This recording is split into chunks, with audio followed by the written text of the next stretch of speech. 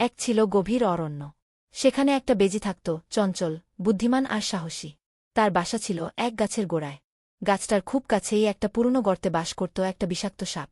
সাপটা ছিল চুপচাপ, কিন্তু হঠাৎ হঠাৎ যখন ক্ষুধার্ত হতো, তখন সে আশেপাশের প্রাণীদের আক্রমণ করত। বেজি আর সাপের মধ্যে কখনো ভালো সম্পর্ক ছিল না। সাপটা সব সময় বেজিকে ভয় দেখাত। কিন্তু বেজি ছিল ভীষণ বুদ্ধিমান, সে কখনোই সরাসরি সাপের সঙ্গে লড়াই করত না। একদিন বেজি দেখল, সাপটা গ্রামের দিকের পথ ধরেছে খাবারের খোঁজে। সুযোগ বুঝে বেজি সাপের গর্তে গেল। সেখানে গিয়ে সে এক জটিল ফাঁদ তৈরি করল। গর্তের মুখে কিছু শুকনো ডালপালা আর পাতার নিচে এক গর্ত খুঁড়ে রাখল। সাপ ফিরে এল, কিন্তু বুঝতে পারল না ওর গর্তটা এখন একটা ফাঁদে পরিণত হয়েছে। সে গর্তে ঢুকতেই গাছের ডাল ভেঙে পড়ল, আর সাপটা ফেসে গেল। আর বেজি নিজের ঘরে গিয়ে নিশ্চিন্তে ঘুমোতে লাগল। সেই দিন থেকে বনের অন্য প্রাণীরা বেজিকে বুদ্ধিমান বেজি বলে ডাকত। আর সাপটাও আর কারো ক্ষতি করতে সাহস পায়নি।